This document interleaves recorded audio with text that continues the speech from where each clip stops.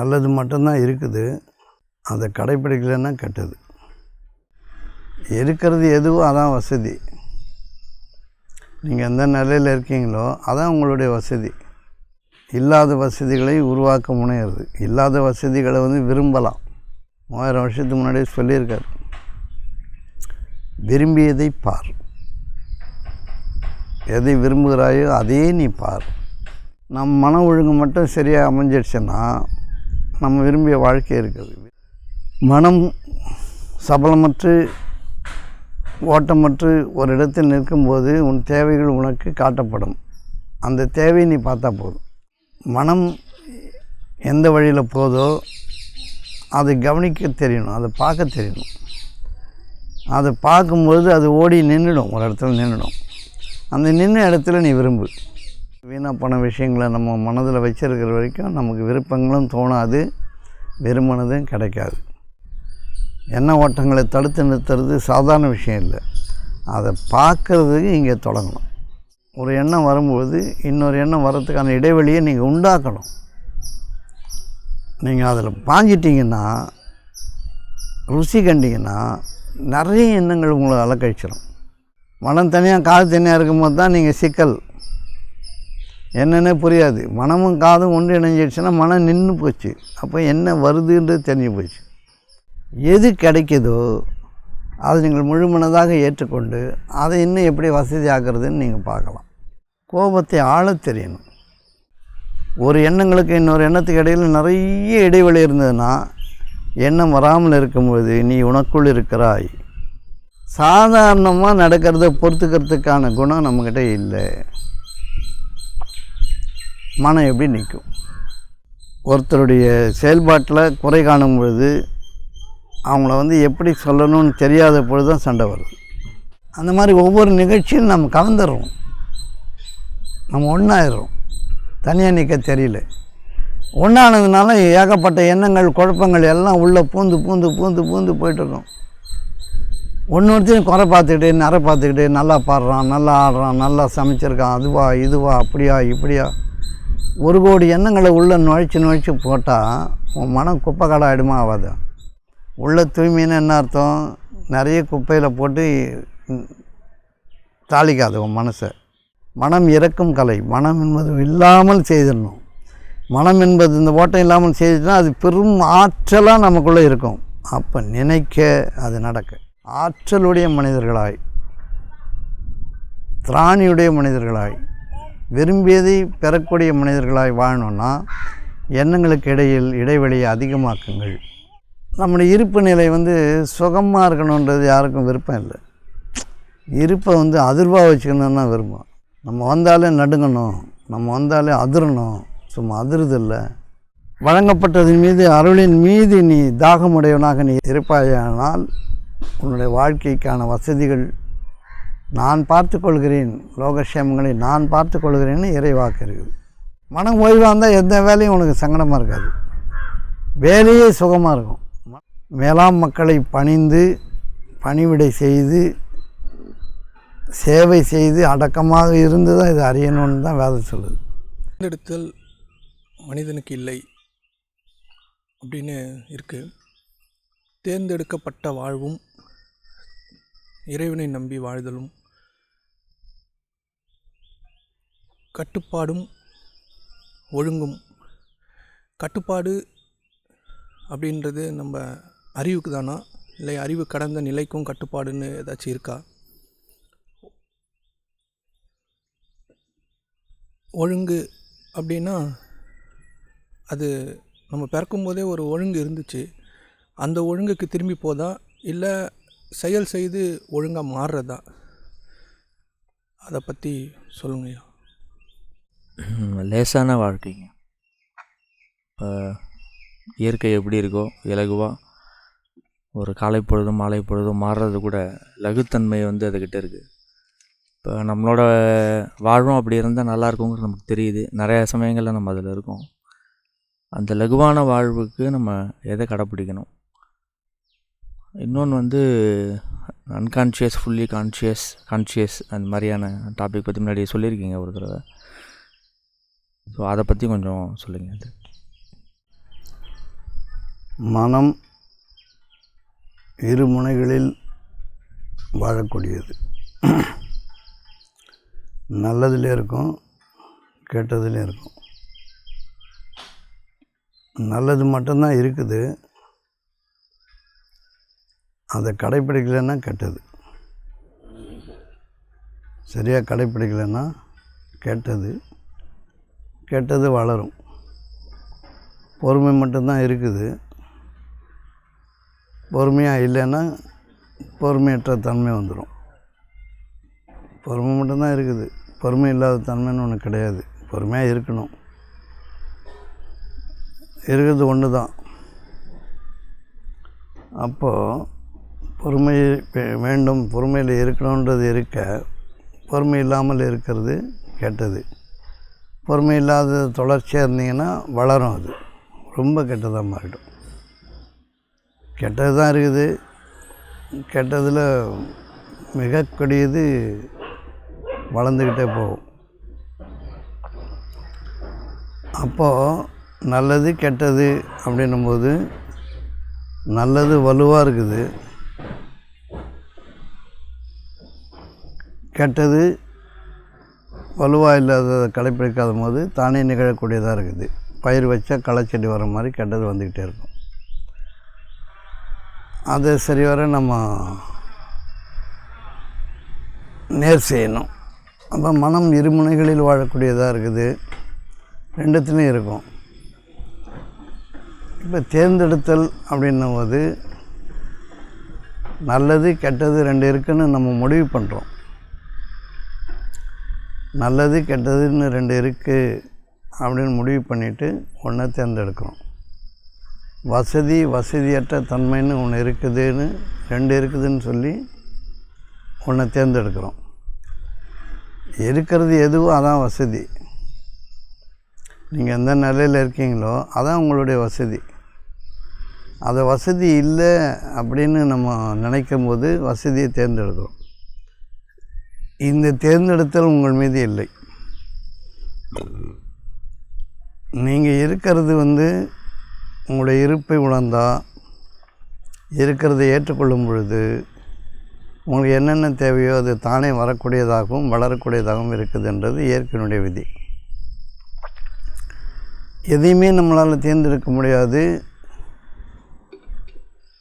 இந்த பூமியை தவிர, பூமியினுடைய வசதி வாய்ப்புகளை தவிர எதையுமே தேர்ந்தெடுக்க முடியாது. அதை வசதி பண்ணிக்கலாம். இப்போ காற்று வருதுன்னா காற்று இப்படி தான் வரணும்னு தேர்ந்தெடுக்க முடியாது. மழை வருதுன்னா மழை இப்படி தான் வரணும்னு தேர்ந்தெடுக்க முடியாது. வெயில் தேர்ந்தெடுக்க முடியாது. வர்றதில் வசதி ஆக்கிக்கணும். இப்போ வெப்ப காற்று இருந்ததுன்னா ஒரு ஃபேன் போட்டுக்கலாம், வசதி ஆக்கிக்கலாம். ஆனால் வெப்ப காற்றே வரக்கூடாதுன்ற தேர்ந்தெடுத்தல் உங்கள் மீது கிடையாது. அதனால் தேர்ந்தெடுக்கின்ற உரிமை நம்மக்கிட்ட கிடையாது. நம்ம தப்பாக தேர்ந்தெடுக்கிறோம். இருப்பதை வசதியாக்குற வித்தை நமக்கு தெரியல. இருக்கிறத எப்படி வசதியாக்கிக்கிறது அது தேர்ந்தெடுத்தது இல்லை, அது விருப்பம். கிடைக்கிறத நமக்கு வசதியாக மாற்றுறது விருப்பம்.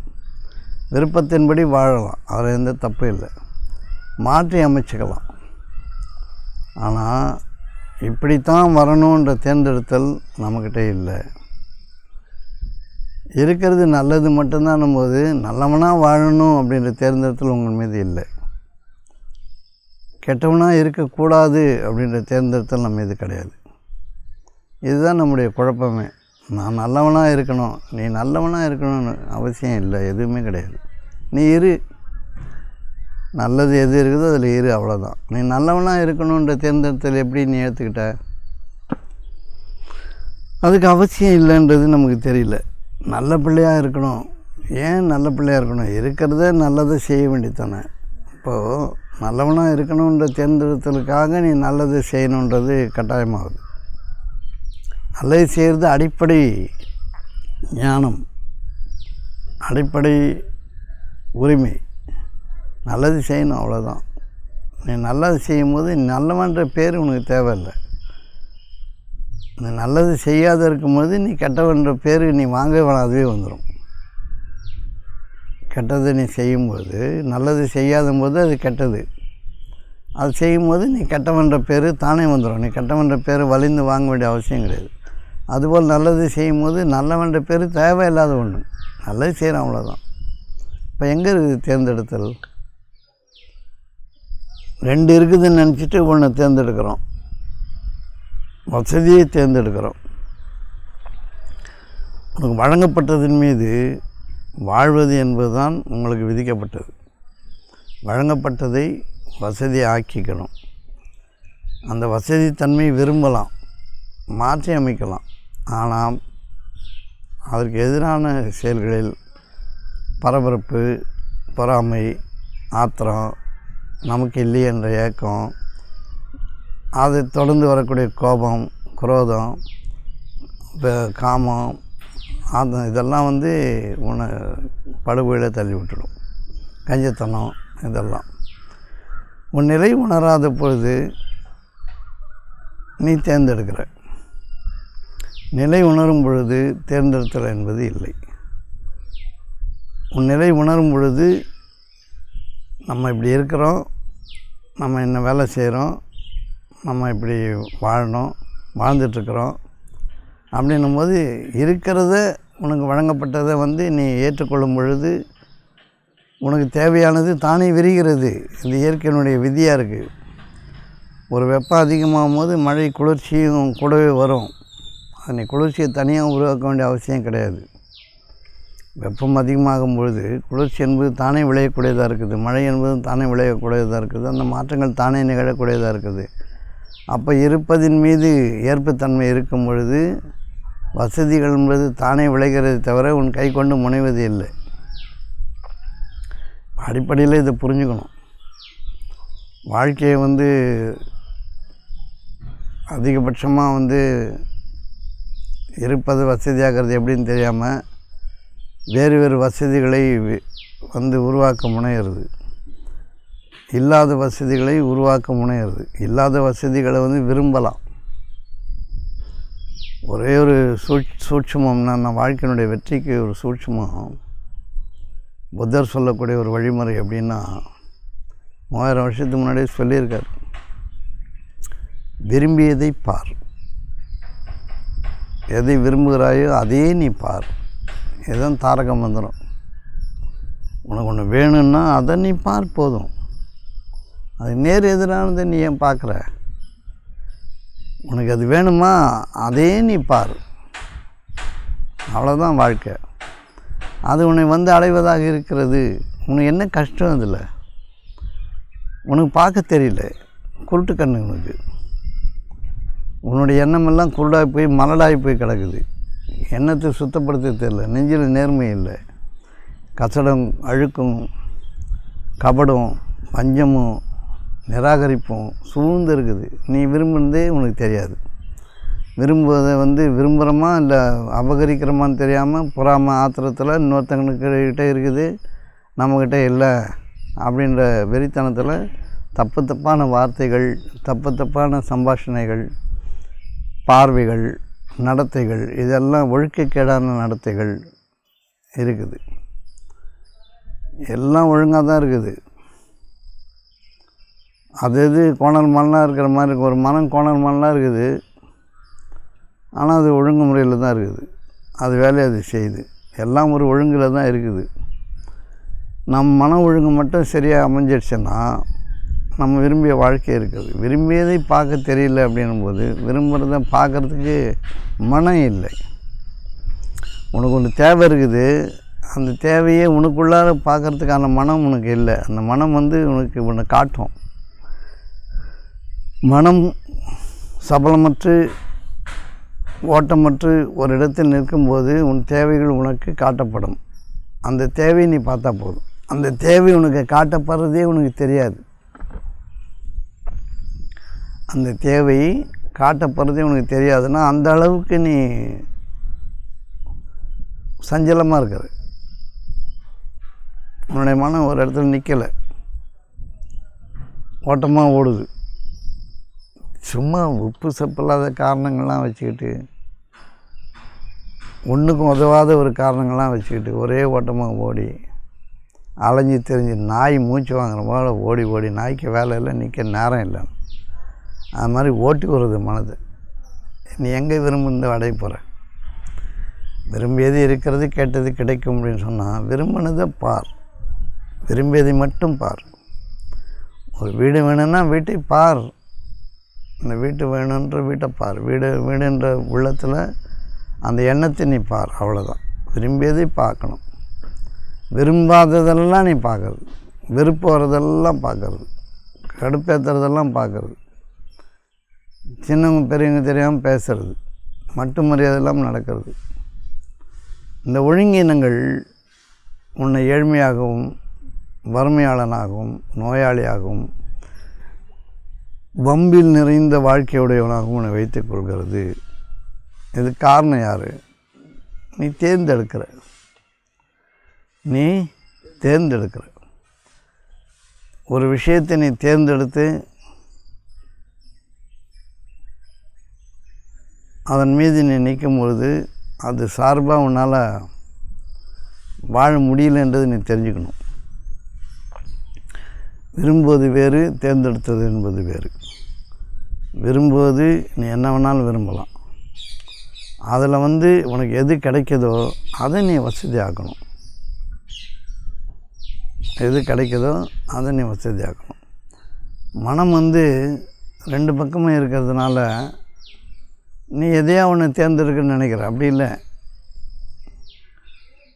மனம் எந்த வழியில் போதோ அதை கவனிக்க தெரியணும், அதை பார்க்க தெரியணும். அதை பார்க்கும்பொழுது அது ஓடி நின்றுடும், ஒரு இடத்துல நின்றுடும். அந்த நின்ன இடத்துல நீ விரும்பு. அது எங்கே போய் நிற்கிதோ அந்த இடத்துல என்ன வேணுமோ அது விரும்பு, அவ்வளோதான். அது ஓடும்போதே நான் இப்படி ஓடக்கூடாது, நான் அப்படி செய்யக்கூடாது, நான் இப்படி பண்ணக்கூடாது, நான் இப்படி பண்ணணும், அதெல்லாம் தேவையில்லை.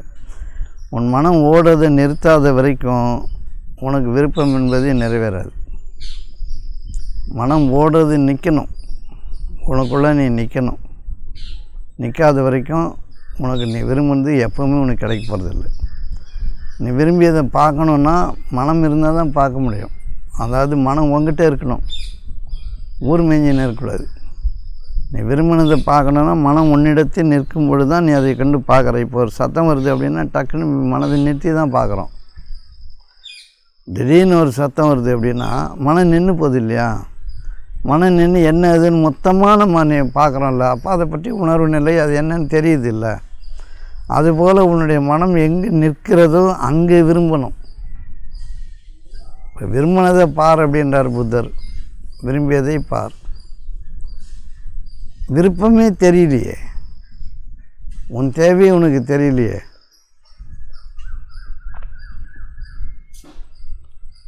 உன்னுடைய தேவையே தெரியாத போது நீ எதை பார்ப்ப?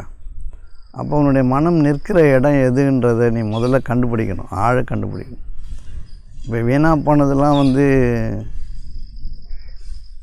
நிறைய விஷயங்களை வீணாக போன விஷயங்களை நம்ம மனதில் வச்சிருக்கிற வரைக்கும் நமக்கு விருப்பங்களும் தோணாது, விரும்பினதும் கிடைக்காது.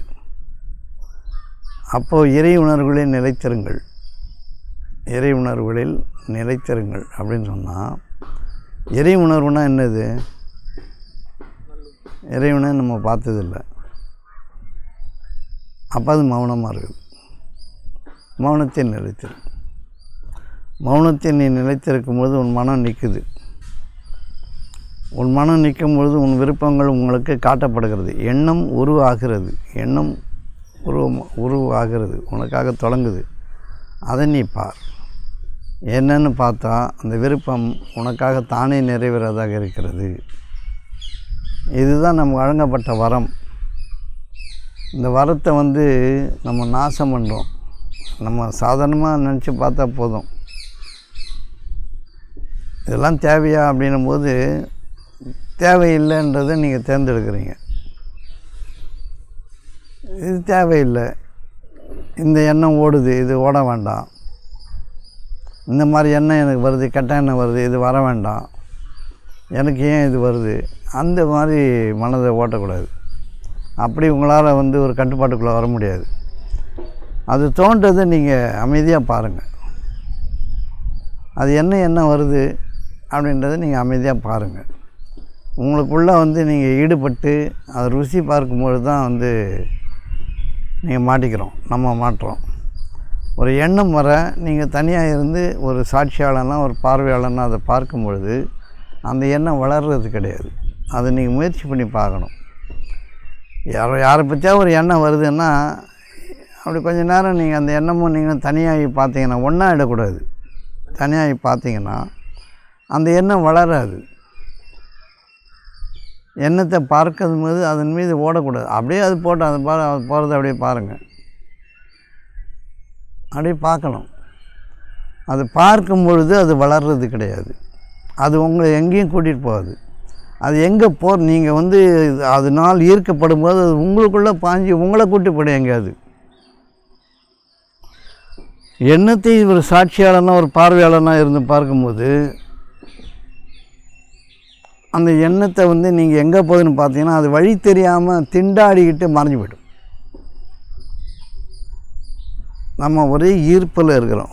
ஒரு நமக்கு இந்த பொறுமை என்பது இல்லாதனால, பொறாமையில் இருக்கிறதுனால, பொறாமை கலந்த எண்ணங்கள் வலுவாக வந்து உங்களை பற்றி பிடிக்கும். ஆத்திரம் அப்படியே கொப்பளிக்கும், கொந்தளிக்கும் மனம்.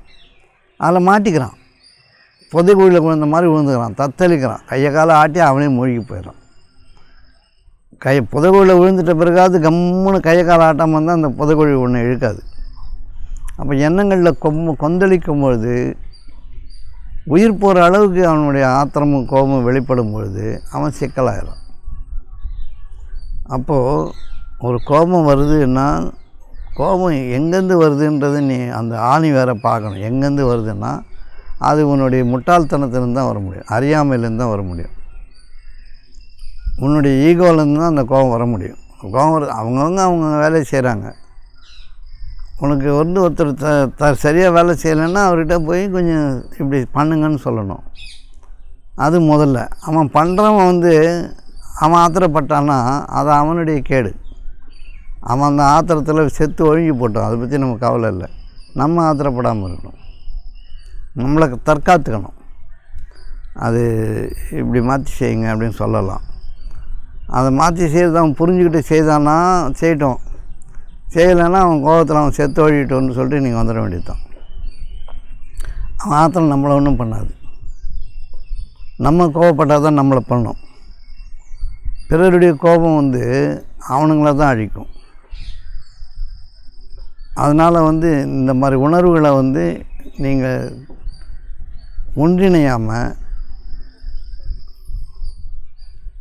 ஒன்றிணையாமல் எதையுமே தேர்ந்தெடுக்காமல் சாதாரணமாக ஒரு பார்வை வரட்டும். எண்ணங்கள் வரத்தான் செய்யும், யாராலையும் அதை தடுத்து நிறுத்த முடியாது. எண்ண ஓட்டங்களை தடுத்து நிறுத்துறது சாதாரண விஷயம் இல்லை. அதை பார்க்குறதுக்கு இங்கே தொடங்கணும். ஒரு எண்ணத்துக்கு இன்னொரு எண்ணத்துக்கும் இடைவெளி இருக்கணும். ஒரு எண்ணம் வரும்போது இன்னொரு எண்ணம் வர்றதுக்கான இடைவெளியை நீங்கள் உண்டாக்கணும். நீங்கள் அதில் பாஞ்சிட்டிங்கன்னா, ருசி கண்டிங்கன்னா நிறைய எண்ணங்கள் உங்களை அலக்கழிச்சிடும். அப்போ ஒரு எண்ணம் வரும்பொழுது அதை பார்க்கணும். என்ன வருதுன்னு பார்க்கலாம். இப்போ யாராவது வீட்டுக்கு விருந்தாளி வந்தால் யார் வரீங்கன்னு பார்ப்பீங்களா இல்லையா? அப்படியே போய் அவங்க வர தெரியாமல் போய் மோதி கட்டி பிடிச்சி கீழே விழுந்து புரண்டு எழுந்து நிற்பீங்களா? ஆம்பளை பொம்பளைன்னு தெரியாமல் அப்படி யாராவது பண்ணுறோமா? ஏதாவது கடையை எவனா விற்றுட்டு வந்தானா கூட மீனா வேறு ஏதாவதுன்னு கவனமாக மனதை நிறுத்தி என்ன வருதுன்னு பார்க்குறோம்ல. இதை எண்ணத்தில் பார்த்தா என்ன கேடு? சாதாரணமாக எண்ணம் வரும்போது இதே தான் செய்யணும். மற்ற காரியங்கள்லாம் யார் வரா என்ன வரா இப்படி வரான்னு ஊற்று பார்க்குறீங்கள, அதே மாதிரி அதனால் நீங்கள் அறிவுக்கு வரீங்க. ஊற்று பார்க்குறதுனால ஏதாவது சத்தம் கேட்டால் என்னன்றதை மனம் நிறுத்தி தான் பார்க்க முடியுதுன்றது சாதாரணம் புரிஞ்சுங்க. ஒருத்தன் கடையில் காயின்னு விற்கிறான், தெருவில் விற்றுட்டு வரான்னா என்ன வருதுன்னு மனம் நிறுத்திட்டு காது அங்கே கொடுக்கும் போது மனமும் காதும் ஒன்றிணைக்கிறது. மனம் தனியாக காது தனியாக இருக்கும்போது தான் நீங்கள் சிக்கல். என்னென்ன புரியாது. மனமும் காதும் ஒன்றிணைஞ்சிடுச்சுன்னா மனம் நின்று போச்சு. அப்போ என்ன வருதுன்றது தெரிஞ்சு போச்சு. அதுபோல் உங்களுடைய புலன் உணர்வுகள் எண்ண ஓட்டங்களில் சிக்கிடுச்சுன்னா வேறு செய்திகள் காதில் கேட்கும், வேறு செய்திகள் காட்சிகள் கண்ணில் தெரியும். எல்லா உணர்வும் சேர்ந்து ஒரே குழப்பமாகி நீங்கள் ஒரு கற்பனையில் நீங்கள் நாசமாயிட்டு இருப்பீங்க. அப்போ ஒரு எண்ணம் தோன்ற கொஞ்சம் நிற்கணும். அடுத்த எண்ணத்துக்கு வழிவிடக்கூடாது. கேப் இருக்கணும்னா நீ அதை பார்க்கணும். ஒரு சாட்சியாளனா என்ன வருதுன்னு பாரு. நம்ம எது ஒன்றுமே ஈடுபட்டுறோம், ஈடுபாடு வச்சிடறோம், ருசிக்கிறோம், அதில் நம்ம அனுபவிக்கிறோம். அது ஜஸ்ட் வாட்ச். அது ஒரு பார்வை பார்த்தா அடுத்த எண்ணம் வர்றதுக்கான நிறைய கேப் இருக்கும். அந்த இடைவெளியை உண்டாக்குறது தான் மனம் நிற்பதற்கான வாய்ப்பு. ஒரு எண்ணம் முழுதாக உங்களை கடந்து போகிற வரைக்கும் விடுங்க. முழுதாக உங்களை கடந்து போகிற வரைக்கும் அதுங்களே தேர்ந்தெடுக்கிறது. நான் இப்படி நினைக்கக்கூடாது, நான் ஏன் இப்படி நினைக்கணும், நான் ஏன் இப்படி செய்யணும், இதை நிறுத்திடணும், இதை தடுத்துடணும், இல்லை இதை வளர்க்கணும், இது நல்ல எண்ணம், இதை வளர்க்கணும், இதன் பின்னாடி நம்ம வாழணும். இந்த தேர்ந்தெடுத்தல் தான் அவமானத்தை கொண்டு வருகிறது, அசிங்கமான வாழ்க்கையை கொண்டு வருகிறது.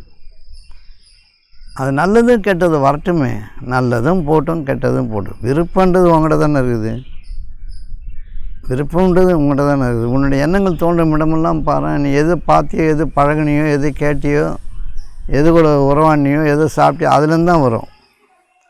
விருப்பம் என்பது உங்கள்கிட்ட எது இல்லையோ அதை நீ விரும்புகிறது. உங்கள்கிட்ட இருக்கிறதே நீ விரும்புகிறதுன்றது அவசியம் இல்லை. நம்பிக்கை என்பது இருக்கிறத நீ நம்ப வேண்டிய அவசியம் இல்லை. இப்போ என் கை எனக்கு இருக்குதுன்னு எவனும் நம்ப மாட்டான். கை இருக்குது, கால் இருக்குது, என் கை இருக்குது அப்படின்னு நான் நம்புகிறேன் அப்படின்னு அவனை சொல்கிறதில்ல. இல்லாதது எது? நம்மக்கிட்ட எது இல்லையோ அது தேவையாக இருக்குதுன்னும் போது, தேவையான்றது போது அது விரும்பலாம். அது வானலாக விரும்பலாம், என்ன வேணாலும் விரும்பலாம். குறிக்கோளுக்கு அளவில்லை, குறிக்கோளுக்கு அளவில்லை. ஒரு வீடு வேணும், ஒரு 10,000 ஸ்கொயர் ஃபீட்டில் வேணும்னு விரும்புகிறதுக்கு எந்த தடையும் இல்லை, எந்த காசும் இல்லை. நீங்கள் பெருசாக விரும்பலாம், தப்பு இல்லை. அப்படி விரும்பும் பொழுது உங்களுக்கு ஒன்று கிடைக்கும். அதுவும் எப்போ கிடைக்கும்னா, மனம் தூய்மையாக இருக்கும் பொழுது, எண்ண ஓட்டங்களை சிதையாத பொழுது, உங்களுடைய எதிர் செயல்களால், எதிர்வினைகளால் உங்களை நீங்கள் களங்கப்படுத்தாத பொழுது, நேர்மையாக இருக்கும் பொழுது, அதாவது ஆன்மீகத்தின்படி இறைவனை வணங்கும் பொழுது, இறைவனை தொழும் பொழுது, நீங்கள் விரும்பியது உங்களுக்கு கிடைப்பதாக இருக்கிறது. உங்கள் தகுதிக்கு ஒன்று நிர்ணயிக்கப்பட்டு ஒன்று வரும். ஒரு 10,000 ஸ்கொயர் ஃபீட்டில் வீடு கட்டிங்கன்னா ஒரு 1000 ஸ்கொயர் ஃபீட்டில் கிடைக்கலாம், இல்லை 12,000 ஸ்கொயர் ஃபீட்டில் கிடைக்கலாம். 12,000 ஸ்கொயர் ஃபீட்லையும் கிடைக்கலாம். எது கிடைக்குதோ அதை நீங்கள் முழுமனதாக ஏற்றுக்கொண்டு அதை இன்னும் எப்படி வசதி ஆக்குறதுன்னு நீங்கள் பார்க்கலாம். இருப்பதின் மீது வாழணும். அருளியதிலிருந்து அளிப்போராகவும் நீங்கள் இருங்கள். என்ன கொடுத்துருக்கோமோ அதிலேருந்து அளிப்போராகவும் நீங்கள் இருங்கள். இப்போ நம்ம தேர்ந்தெடுக்கிறது விருப்பம், தேர்ந்தெடுத்தல் ரெண்டில் விரும்ப நமக்கு தெரியல. ஏன்னா நமக்கு விரும்ப தெரியலன்னா நம்ம மனம் சாக்கடையாக இருக்கிறது.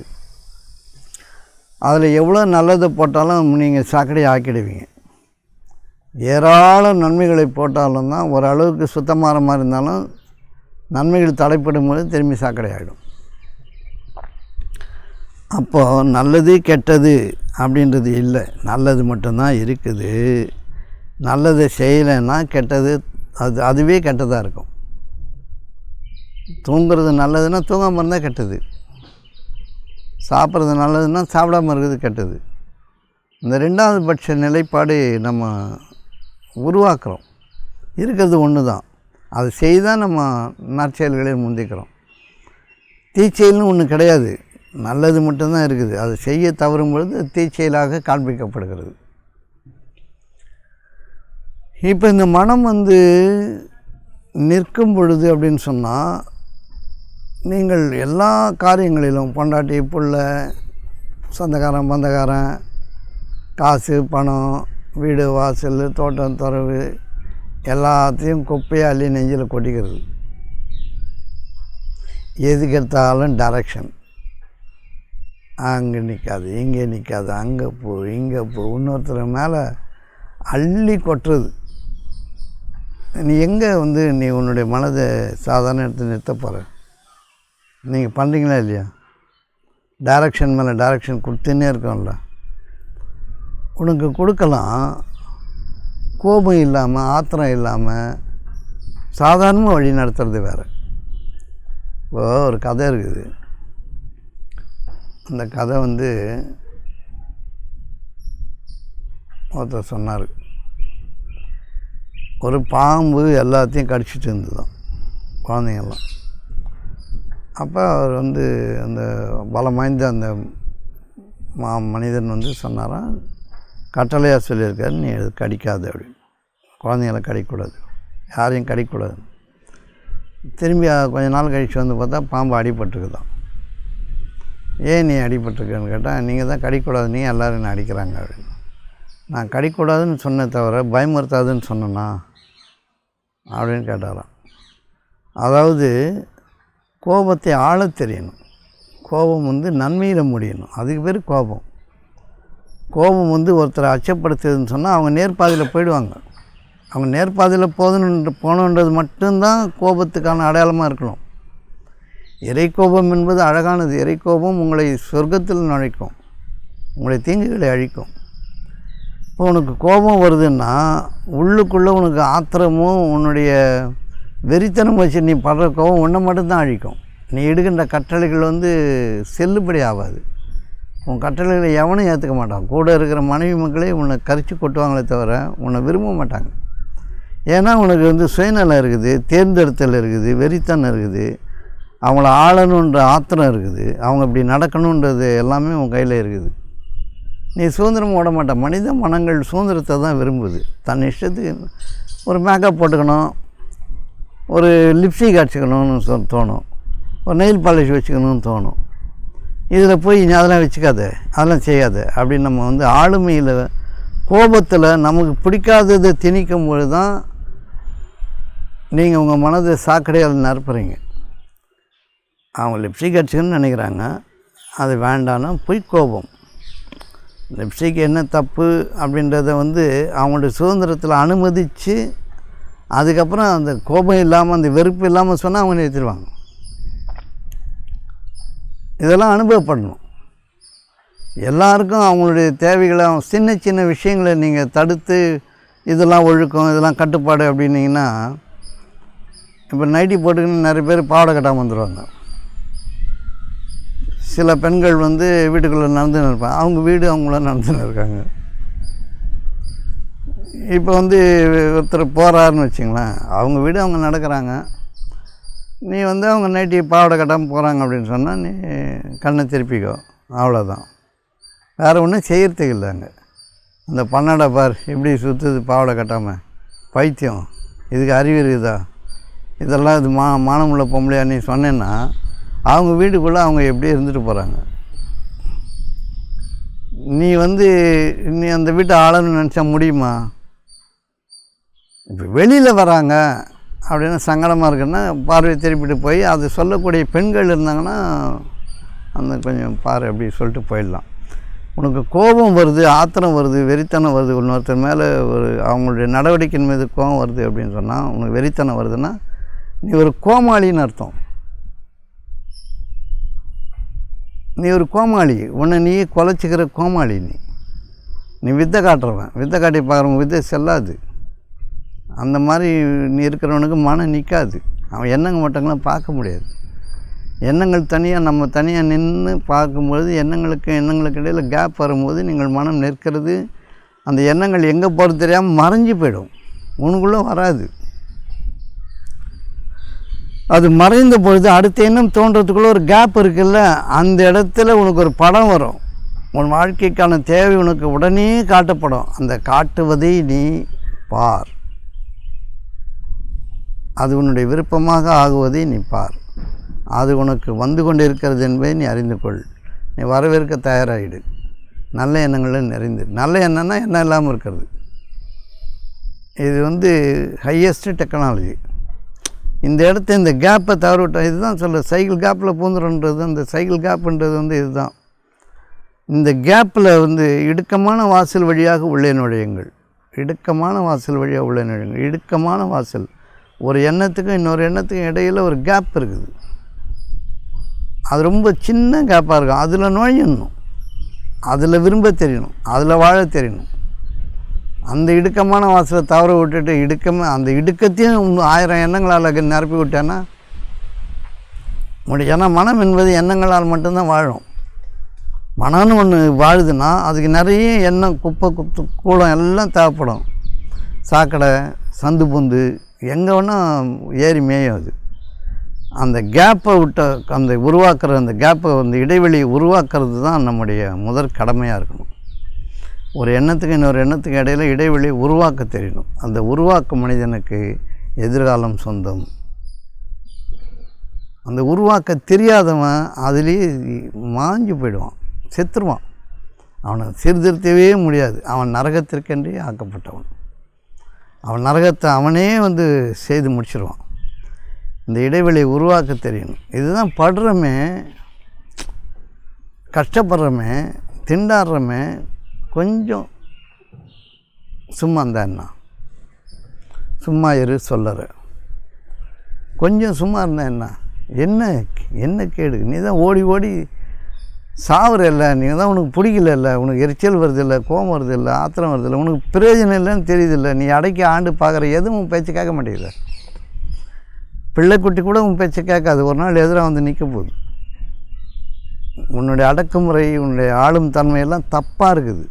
இதை புரிஞ்சுக்கிட்டா என்ன? இது கட்டுப்பாடு என்பது, நீங்கள் கேட்குறீங்க கட்டுப்பாடு அறிவுக்கு மட்டுமா அப்படின்னா, அறிவுக்கு மட்டும் இல்லை, உன் வாழ்க்கையே உனக்குள்ளே கட்டுப்பாடாக இருக்கிறது தான். உனக்குள்ளே நீ வாழறது தான் கட்டுப்பாடு. நீ வெளியில் பாயாமல் இருக்கணும். அப்போ எண்ணங்களில் நீ கட்டுண்டு போயிட்டேன்னா, மாட்டிக்கிட்டேன்னா, உன் எண்ணம் உன்னை இழுத்துட்டு போய் நரகத்தை தள்ளிடும். அப்போ நம்ம மனமற்ற நிலையில், மனத்தை இல்லாத நிலை கொண்டு வரணும். மனம் என்பது ஒன்று இருக்கவே கூடாது. அந்த மனம் என்று ஒன்று இருக்கிறதுனாலே அது பெரும் ஆற்றலாய் நமக்குள்ளேயே எந்த எண்ண ஓட்டமும் இல்லாமல் இருந்தால் நாம் விரும்பியது இருக்கிறது, கேட்டது கிடைக்கும். இந்த எண்ணங்களால் தான் நாம் எழுகிறோம், எண்ணங்களால் தான் விழுகிறோம்னு புத்தர் சொல்கிறார். இந்த எண்ணங்களுக்கு இடையில் ஒரு இடைவெளி உருவாக்குற ஆற்றல் இருந்தால் அவன் உருவாக்குகிறான். அவன் கிரியேட்டர். கிரியேட்டிவிட்டின்றது எண்ணங்களுக்கு இடையில் இடைவெளியை உருவாக்கி பெருசாக்குறது. ஒரு எண்ணங்களுக்கு இன்னொரு எண்ணத்துக்கு இடையில் நிறைய இடைவெளி இருந்ததுன்னா, எண்ணம் வராமல் இருக்கும்போது நீ உனக்குள் இருக்கிறாய், நீ கட்டுப்பட்டு இருக்கிறாய், கட்டுப்பாட்டுக்குள்ளே இருக்கிறாய், நீ ஒழுங்காக இருக்கிறாய்.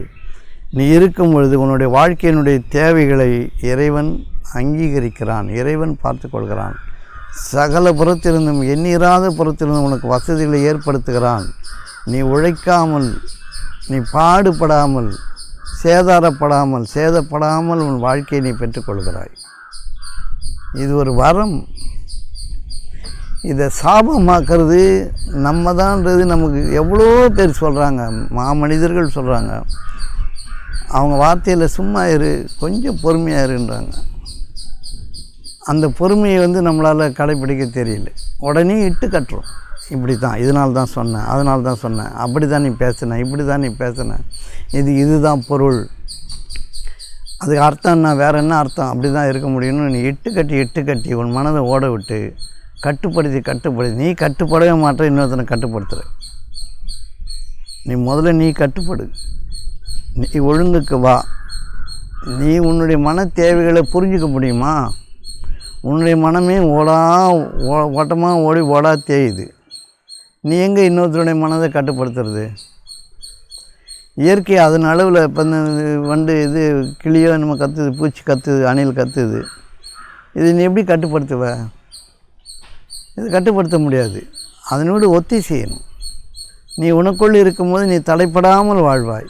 ஐயோ அது கத்துது, நான் எப்படி பேசுகிறது அப்படின்னா, அது இயற்கையில் அது இருக்குது, அவ்வளோதான். இதுபோல் உன்னுடைய கட்டுப்பாடுகள் ஒழுங்கீனமான கட்டுப்பாடுகள் நீ வைக்கக்கூடிய, இப்போ எல்லார் குடும்பத்திலும் இது இருக்குது. சும்மாவே கட்டுப்படுத்தலாம்,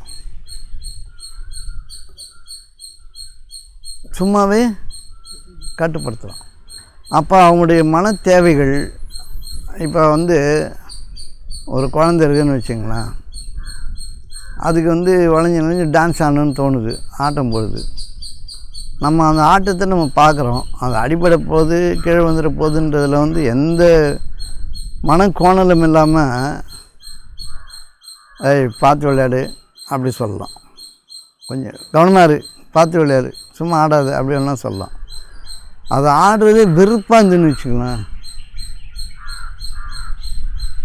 அது ஆடுறது வெறுப்பாக இருந்ததுன்னா நீ லாய்க்கலாதுன்னு அர்த்தம். உனக்கு உடனே வெறுப்பு வருதுன்னு வச்சுக்கோ, நீ ஒரு அசிங்கம் பிடிச்சவன்னு அர்த்தம். அது இயற்கை தூண்டுது, அது கை கால் ஆட்டுது. நீ அதை கட்டுப்படுத்தும் போது எப்படி கட்டுப்படுத்துவ? இப்போ நிறைய பேர் அதான் நம்ம சொல்கிறோம்.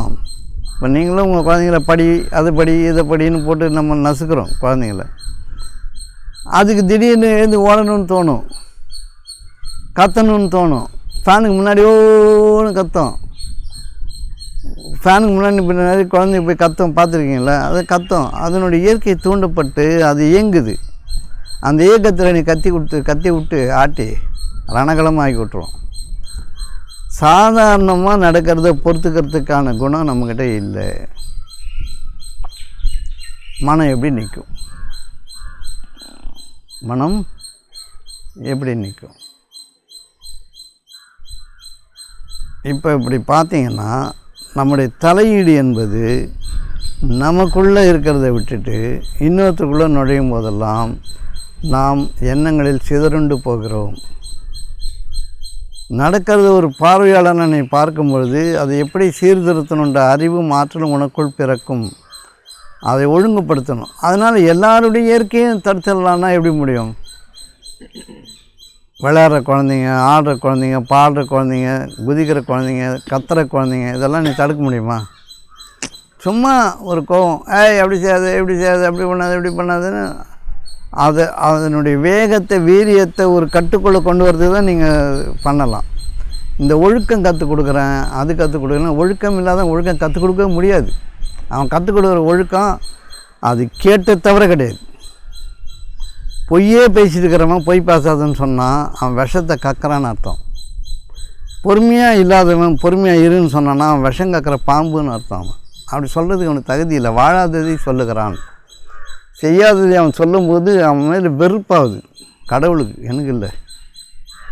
அவன் அல்லாஹ்விட மிகவும் வெறுப்புடையதாக இருக்குதுன்னு குரானில் இருக்குது.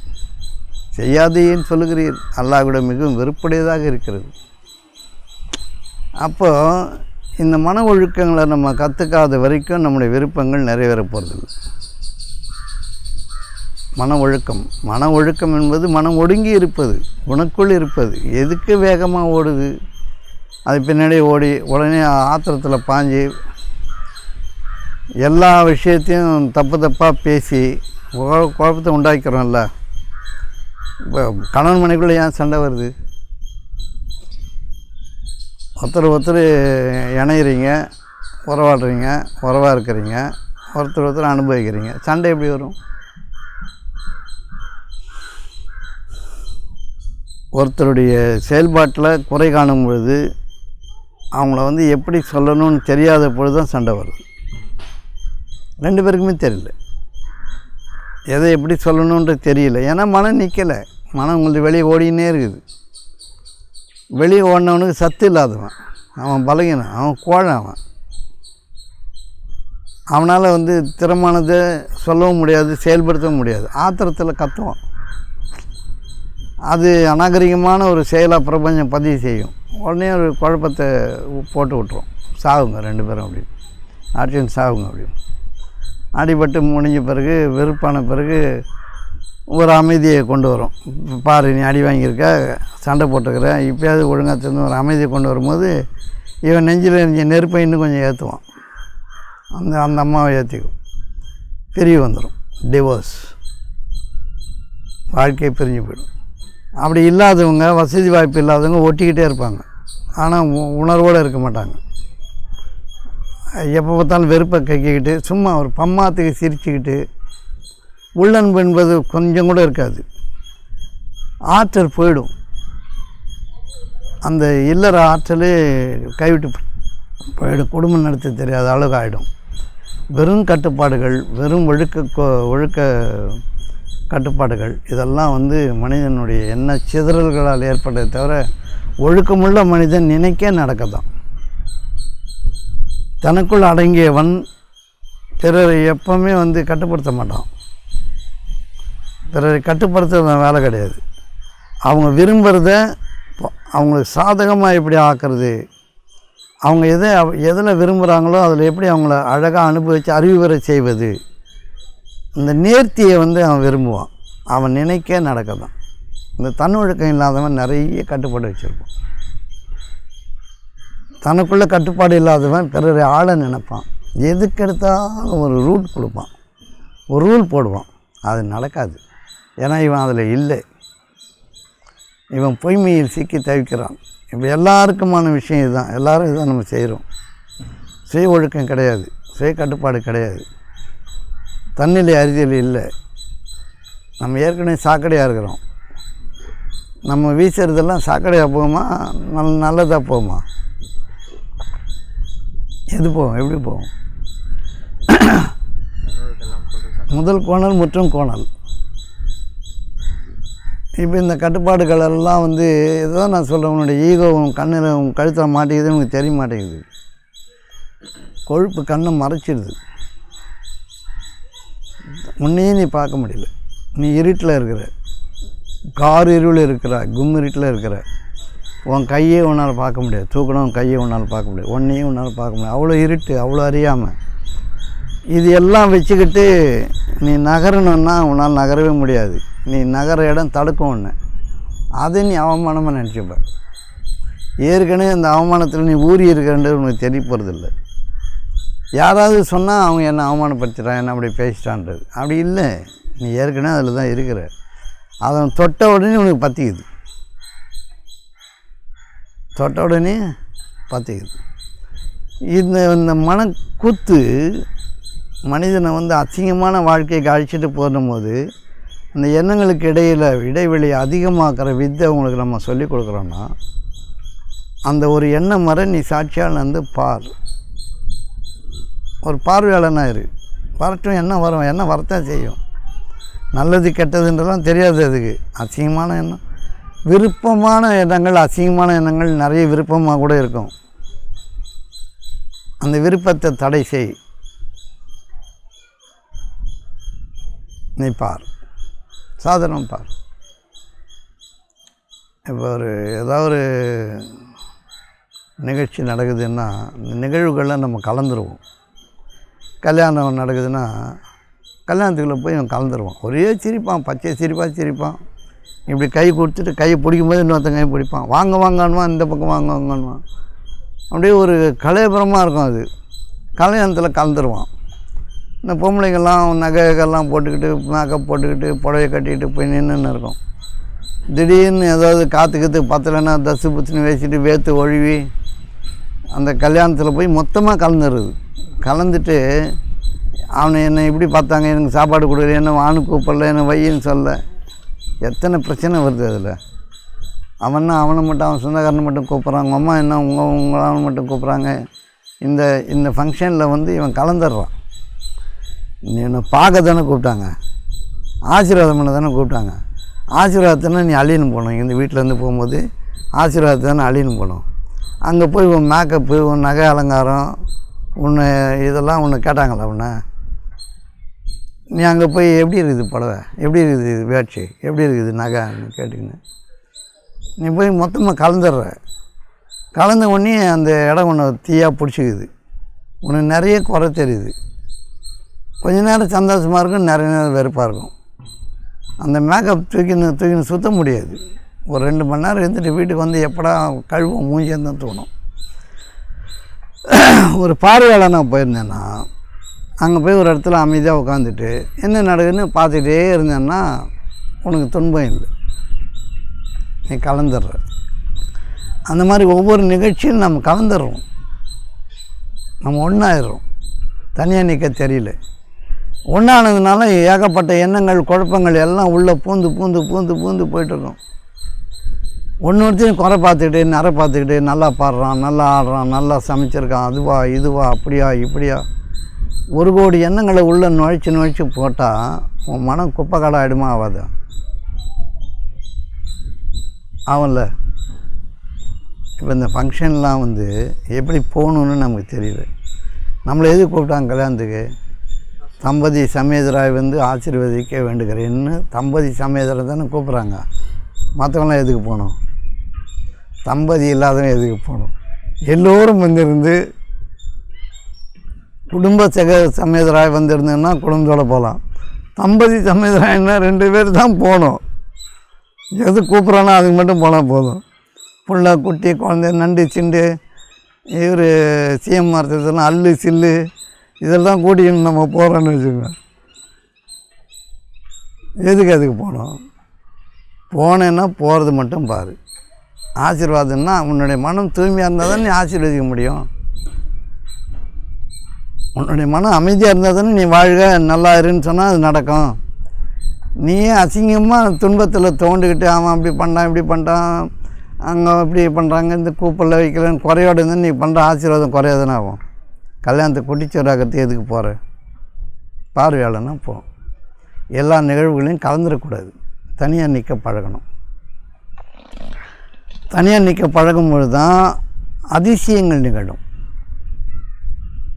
இப்போ எண்ணங்களுக்கு இடையில் இடைவெளியை உருவாக்குற ஒரு கலை தான் நீ ஒரு கிரியேட்டர். க்ரியேட்டிவிட்டி குணக்குள்ளே வளரும். நீ என்ன வேணாலும் உருவாக்கலாம். அதில் என்ன உருவாக்குறதுன்னு என்னது? நீ விரும்ப அது உருவாயிடும்.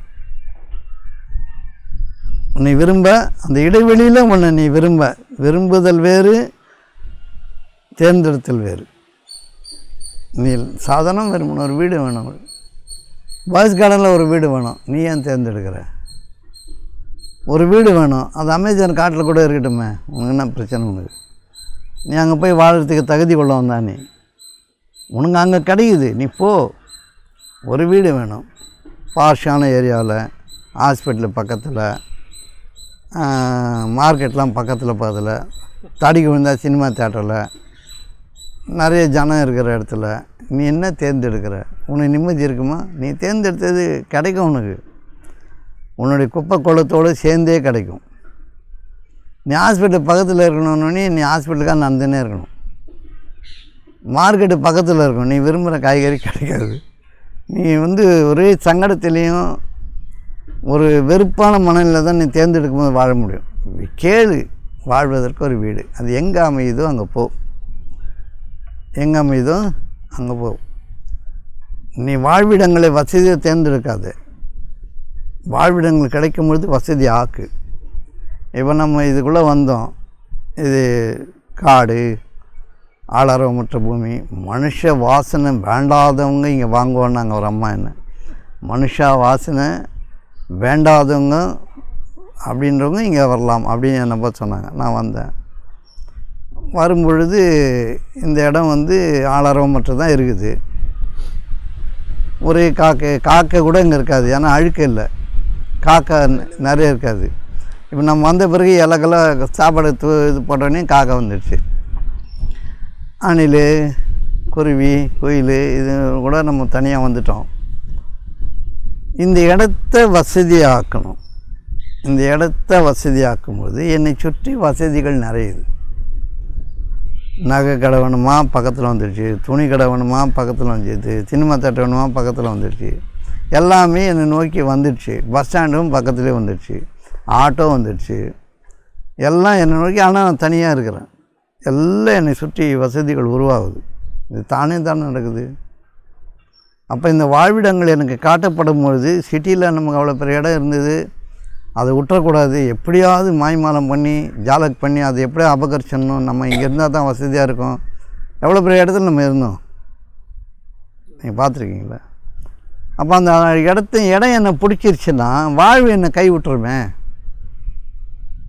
நான் அந்த இடத்தை தேர்ந்தெடுத்தேன்னா இந்த வாழ்வு என்னை கைவிடும். ஏன்னா வாழ்வே நான் தான் என்பதை நான் மறந்து போகிறேன்.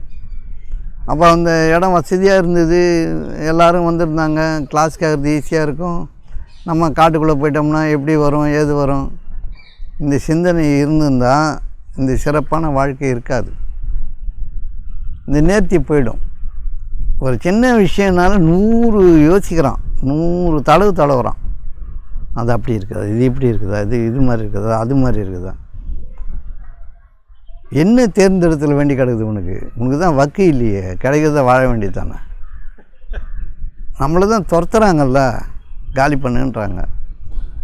காலி பண்ணால் கிடைக்கிற இடத்துக்கு போகணுன்னு தானே அர்த்தம். சொல்லிட்டாங்கல்ல, வீட்டுக்கு வந்து சொல்கிறாங்க 30ஆம் தேதிக்குள்ளே காலி பண்ண முடியுமா அப்படின்னு கேட்குறாங்க. மரியாதையாக கேட்குறாங்க. அப்பயே காலி பண்ணிடணும். ஏய் 30ஆம் தேதிக்குள்ளே காலி பண்ணு, அது இன்னும் மோசம். அது உருவாக்கிடக்கூடாது. இப்போ இந்த இடம்லாம் நம்ம பிடிச்சிக்கிச்சுன்னா வாழ்க்கையை நாம் தொலைத்து விடுவோம். தேர்ந்தெடுத்தல் நம் மீது இல்லை. என்ன கிடைக்குதோ அருளியவற்றிலிருந்து அருளுவோராகவும் அளிப்போராகவும் அவர்கள் இருப்பார்கள். எண்ணிராத புறத்திலிருந்து வசதிகளை அளிப்போன்னு நீ நினைக்காத இடத்துலேருந்து தானே வரும்னு அர்த்தம். நீயே டிசைன் பண்ணுற, ஊரை டிசைன் பண்ணுற, நாட்டை டிசைன் பண்ணுற. ஒன்றை டிசைன் பண்ணு. முதல்ல நீ எப்படின்றது டிசைன் பண்ணு. சாதாரணமாக இருக்க கற்றுக்கோ. நல்ல பேச்சை பேசு, இனிமையாக இரு, பொறுமையாக இரு. அதனால் நான் நல்லவன்றதெல்லாம் கிடையாது. நல்லது செய்கிறதுனால நீ நல்லவன் கிடையாது. நீ செய்யலைன்னா கெட்டவன். நீ நல்லது செய்கிறதுனால நீ நல்லவன் கிடையாது. நீ செய்யலைன்னா கெட்டவன் ஆகிடுவேன். அதனால நல்லது செய்ய ஒழுங்கா. இப்போ இந்த மாதிரி விஷயங்கள்லாம் நமக்கு தெரியும் தானே, ஆனால் தெரியாது. வரும் ஆனால் வராது. தெரியும் ஆனால் தெரிய விட மாட்டான்.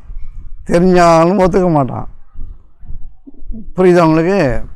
இப்போ நீங்கள் வந்தால் உங்களை நோக்கி எல்லாம் ஈர்க்கப்படும் அப்படின்றது நீங்கள் இப்போ எல்லோரும் பார்க்குறீங்க. கிட்ட வந்தாச்சு, எல்லாம் ரொம்ப நெருக்கத்தில் வந்தாச்சு. ரொம்ப நெருக்கத்தில் வந்தால் திரும்பி கன்ஜஸ்டட் ஆகிடுன்னு சொல்லிட்டு அது இருக்க வேண்டிய இடத்துல தள்ளி இருக்குது. அணுகுதல் எளிதாக போச்சு. இப்போ ஒரு ஆட்டோ கூப்பிட்டா டக்குன்னு வருவாங்க, ஒரு கார் கூப்பிட்டா டக்குன்னு வராங்க. ஆனால் நம்ம தள்ளி இருக்கிறோம், சாதாரணமாக இருக்கிறோம், சுதந்திரமாக இருக்கிறோம், நல்ல காற்றுல இருக்கிறோம். இப்போ இதை நான் தேர்ந்தெடுத்திருந்தால் நிலைமை என்ன இருக்கும்? இதுதான் கிடைச்சது, இதுதான் கிடைச்சிருக்குது. எனக்குரியதே இது கிடச்சிருக்குது. அதில் தான் நான் வசதிகள் உருவாக்கணும். நான் எப்படி உருவாக்குறேன்னா, இது வாழங்கிறதுனால இதெல்லாம் உருவாகுது. கோயம்பேடுலேருந்து செங்கல்பட்டுக்கு பஸ் ஸ்டாண்டே மாறி வந்துடுச்சு. நான் கோயம்பேட்டில் இருக்கும்போது கோயம்பேட்டில் இருந்தது, இங்கே வரும்போது இங்கே வந்துடுச்சு. இப்போ இந்த வாழ்க்கையை எப்படி வாழணுன்றது நமக்கு தெரியாத பொழுது நம்ம சிக்கலாக வரும். என்ன கிடைக்கிறதோ அதை ஏற்றுக்கொள், வருவதை ஏற்றுக்கொள், தருவதை பெற்றுக்கொள். ஏன் எதிர்க்கிற? ஏன் எதிர்க்கணும்? கல்யாணம் பண்ணுறோம், ஒரு பொண்ணை பார்க்குறோம். பொண்ணை பார்த்தோன்னே அந்த பொண்ணை பற்றி உடம்ப தான் பார்க்குறோம், மனசை பார்த்தோமா? ஊராங்கிட்ட போய் விசாரிக்கிறோம், அந்த பொண்ணு எப்படி நல்ல பொண்ணுங்க. அவங்க கேட்பாங்க, பையன் எப்படி? ரொம்ப நல்ல பையங்க, எல்லாரும் அவனை தெரிஞ்சுக்கிட்ட மாதிரி. திடீர்னு ஒரு பொண்ணு அருமையான பொண்ணுங்க, அவங்க அம்மா அப்பாலாம் நல்லவங்க, ஏதோன்னு சொல்லி நம்பி கல்யாணம் பண்ணுறோம். உடம்பை பார்த்து தான் கல்யாணம் பண்ணுறோம், உருவத்தை பார்த்து தான் கல்யாணம் பண்ணுறோம்.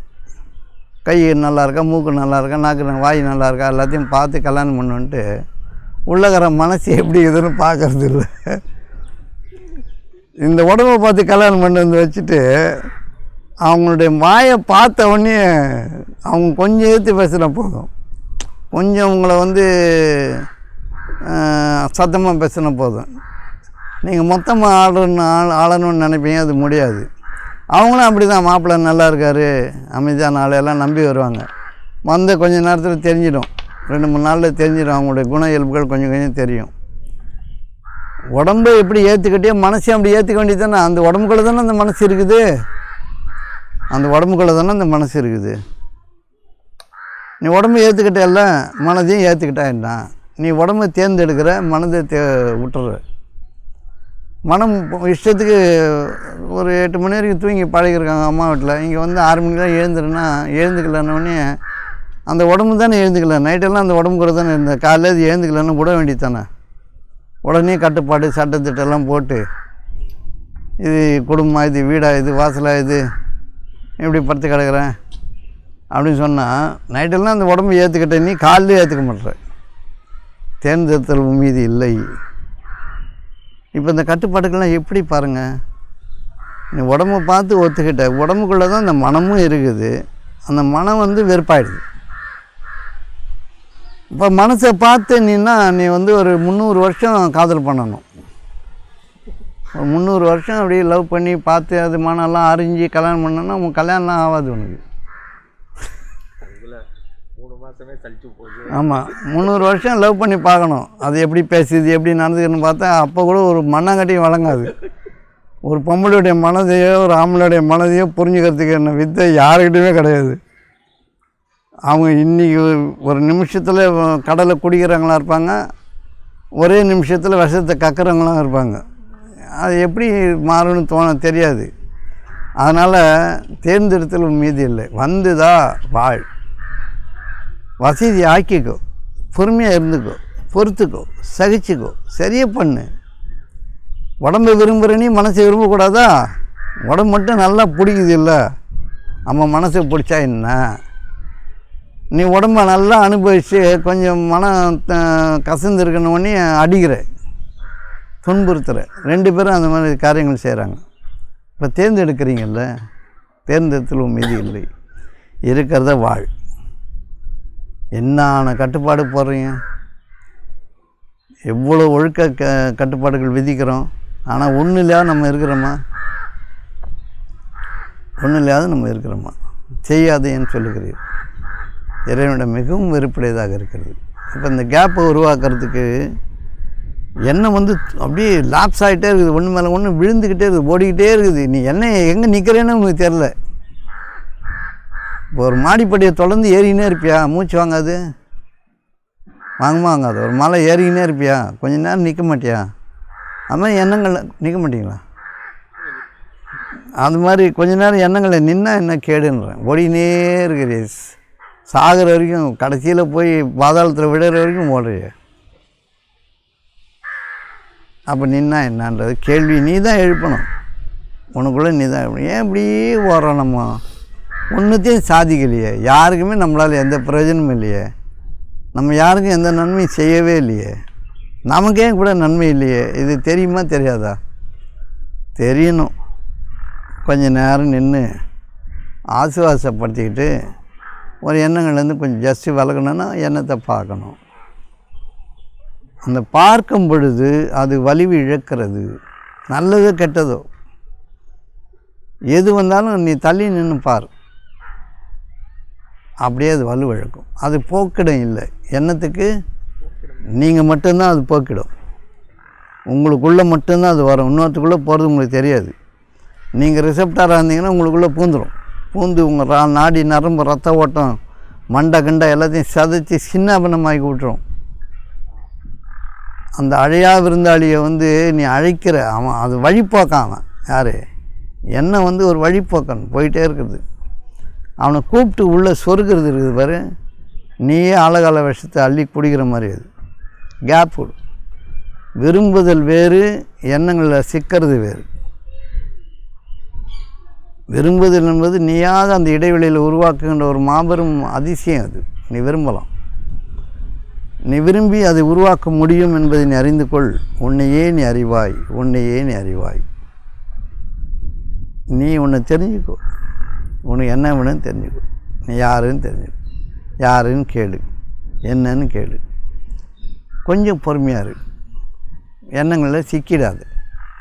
அந்த இடைவெளியை உருவாக்குறது, அந்த கேப்பை உருவாக்குறது தான் மாபெரும் அதிசயங்கள் நிகழ்கிற இடம். நீ விரும்பியது இருக்கிறது, கேட்டதும் கிடைக்கும். எண்ணிராத புறத்து இந்த வசதிகளை ஆக்கிடும். என்ன வேணாலும் சாதிக்க முடியும். அந்த மன அமைதி, உள்ள அமைதி என்பது சொர்க்கம். அங்கே விரும்பியதெல்லாம், மனம் விரும்பியதெல்லாம் இருக்கிறது. அந்த உள்ள அமைதி போச்சுன்னா நீ ஒரு குப்பைக்காடு, நீ ஒரு போர்க்களம், நீ ஒரு சாக்கடை. நீ எதன் மீது நீ இருக்கிற நீ அதையே தேர்ந்தெடுப்ப. நல்லாயிருக்கும். பாசானத்தில் பொறுத்த புழுக்கு விஷமே நல்லா தான் இருக்கும், அது தெரியாது அது விஷம். அப்போ உன்னுடைய தன்னழிவை நீ தேடிக்கிறது உன்னுடைய தேர்ந்தெடுத்தல் மூலமாக தான் நிகழுது. தேர்ந்தெடுக்காது, நீ தனியாக இரு. வரும்போது வாங்கிக்கோ, போகும்போது போகவிடும். வரும்போது வரட்டும், போகும்போது போட்டோம். இருக்கிற வரைக்கும் இருக்கட்டும், இல்லாமல் போகும்போது போட்டோம். அவ்வளோதான். இதுதான் நேர்த்தியான வாழ்வுக்கு அடையாளம்.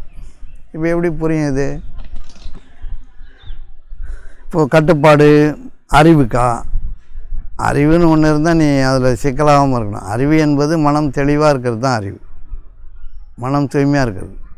உள்ள தூய்மை என்பது அழகானது. உள்ள தூய்மைன்னு என்ன அர்த்தம்? நிறைய குப்பையில் போட்டு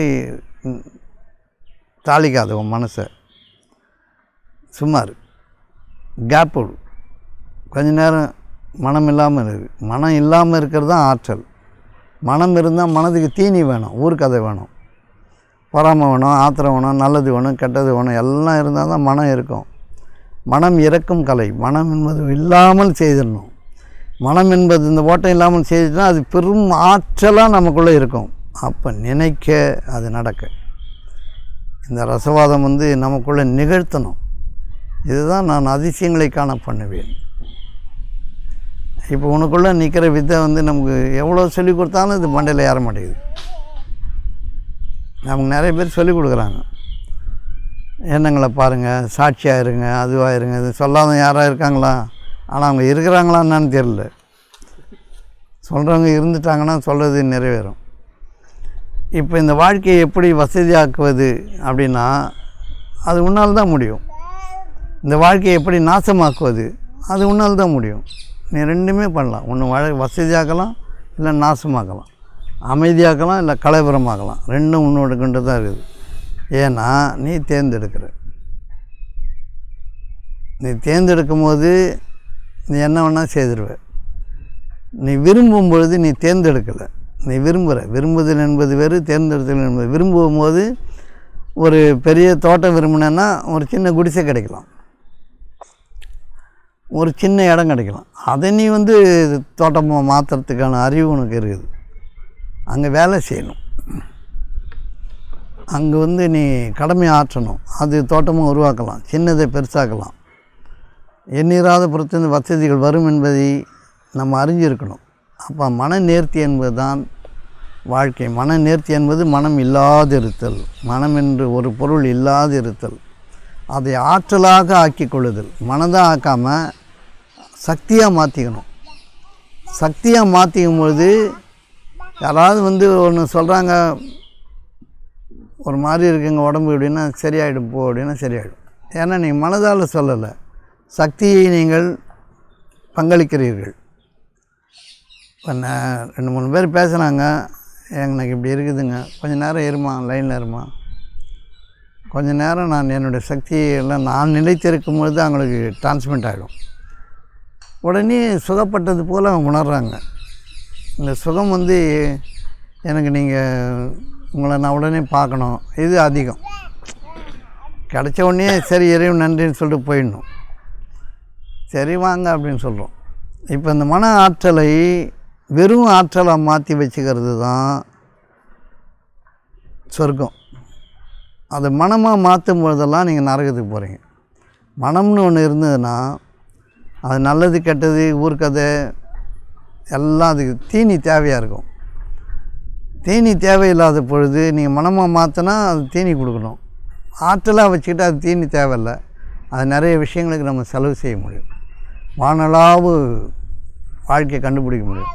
இப்போ நட்சத்திர கூட்டங்களின் மீது, கிரகங்களின் மீது நீங்கள் நேரடி பார்வை பார்க்கலாம், நேரடியாக செய்தி கேட்கலாம். டெலிபதியெல்லாம் சொல்லியிருக்காங்க. அந்த காலத்தில் ஒரு 5000 வருஷத்துக்கு முன்னாடியே சிவப்பாக இருந்தால் செவ்வாய்க்கோள், தங்க கலரில் இருக்கிறது வியாழன்னா தங்கம் அப்படின்லாம் எப்படி பார்த்தாங்க, எந்த டெலஸ்கோப் வச்சு பார்த்தாங்கன்றதுக்கான அத்தாட்சியெலாம் இல்லை. ஏன்னா ஏதோ பார்த்துருக்காங்க.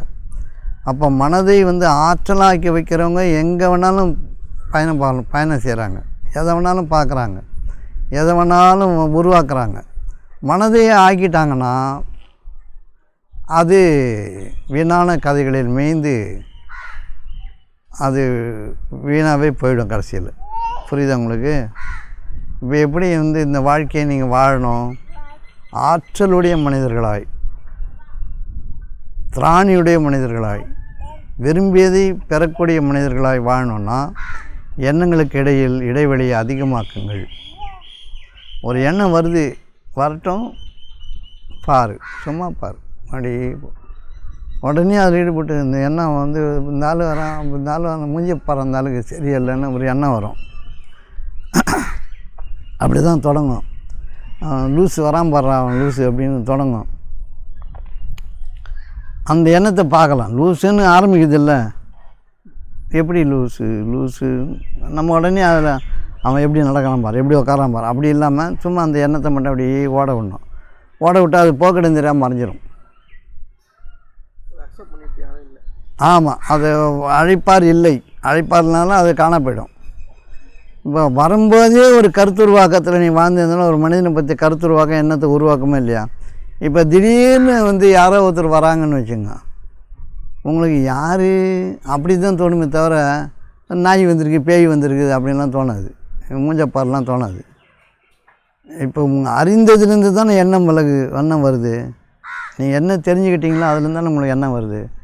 தெரிஞ்சிலேருந்து வர்றதை அது அப்படியே போட்டுன்னு விட்டுற வேண்டியது தான். நம்ம ஒரு 5-6 பேர் தான் 4-5 பேர் தான் ஒன்றா இருக்குன்னு நம்மளால் முடியாது. ஏன்னா ஒருத்தருக்கும் ஒரு ஒரு டன்னு கணக்கில் எண்ணத்தை உருவாக்கி வச்சுருப்போம். யாரை பற்றியாவது ஏதோ ஒன்று இருக்கும், யாருக்காவது ஒன்று இருக்கும். நம்முடைய இருப்பு நிலை வந்து சுகமாக இருக்கணுன்றது யாருக்கும் விருப்பம் இல்லை. இருப்பை வந்து அதிர்வாக வச்சுக்கணுன்னு தான் விரும்பும். நம்ம வந்தாலே நடுங்கணும், நம்ம வந்தாலே அதிரணும், சும்மா அதிருதில்லை அப்படி வச்சுக்கிறான் மனது. இந்த எண்ணெய் குப்பைகள் வந்து அவனை அதிர்வாகவே வச்சுக்கும். அவனே அதிர்ந்துக்கிட்டே தான் இருப்பான், அதிர்ச்சியாக இருப்பான். எந்த நேரம் திடீர்னு கூப்பிடு அப்படின்வான், திடீர்னு என்னங்கன்னு கூப்பிடுவேன், எதுக்கு கூப்பிட்றான்னு தெரியும். ஏன்னா அவ்வளோ என்ன சிக்கல்லாம் அவன் செத்து இருப்பான். அவனுக்கு உயிர் விட்டணும்னு வச்சுக்கேன், என்னை எழுப்பியது யார் அப்படின்ற மாதிரி திடீர்னு அப்படி விரண்டு போய் காப்பான். அப்படின்னு கூப்பிட்டவனே சாதாரணமாக என்னங்க சொல்லுங்கள் அப்படின்னு கேட்குறதில்ல, அதிர்ச்சி இருக்கும். இப்போ யாரும் வீட்டில் பொண்டாட்டி கூப்பிட்டா கூட என்ன அப்படின்னா அது அதிர்ச்சியாக வருது. என்ன இப்போ இந்திய ஜனாதிபதியை மாற்றி ட்ரம்பை தூக்கி இந்த பக்கம் மாற்றி விட்டுங்கிற கூடும்போது கொஞ்சம் அந்த மாதிரி கேட்குறது அவங்க வேறு ஏதோ ஒரு எண்ணத்தில் மூழ்கி ஓடி நிற்பாங்க. அவன் எண்ணத்தில் மூழ்கி அந்த வெறுப்பில் வேறு இருப்பான். அவனுக்கு ஏதாவது ஒரு வெறுப்பு இருக்கும். வெறுப்பில் அவன் குழஞ்சி ரத்தம் பாய்ச்சலாக ஓடி பிராண்டிப்பான். அவனே போட்டு அவனை கீரிப்பான், அவனுடைய ரத்த கலரி ஆகிப்பான். சொரிஞ்சு புண்ணை ரணகலமாக இருப்பான். அவனை வந்து எழுப்பினோம்னா அவன் அதிர்ச்சி ஆகிடும். இந்த காஞ்சி போன துணி கீஞ்சி போன இதெல்லாம் வச்சு அதெல்லாம் குப்பையாக மூட்டை கட்டி வச்சுக்கிட்டு அதை வேறு பார்த்துக்கிட்டு அதில் ஏதாவது ஒரு கலவரத்தை ஏற்படுத்திக்கிட்டு இஸ்தபரக் பட்டாடைகள், பொன்னாலான கடகங்கள் இதெல்லாம் வாக்களிக்கப்பட்டிருக்கு, நம்முடைய மனசில் இருக்குது, அது நமக்கு இருக்குது. வீணாக போன பொருளெல்லாம் வீட்டுக்குள்ளே வச்சுருப்பான்.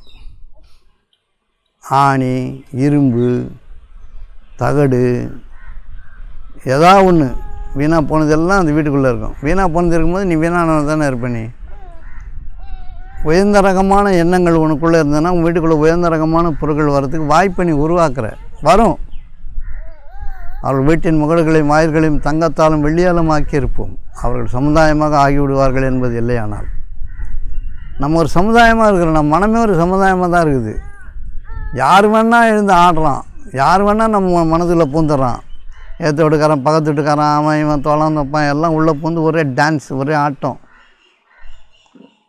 நீ ரணகலமாக இருக்கும்போது நீ வீட்டில் வந்து குப்பை மட்டும்தான் வச்சுருக்க முடியும். குப்பை மட்டும்தான் வீட்டுக்குள்ளே வரும், வேறு எதுவும் வராது.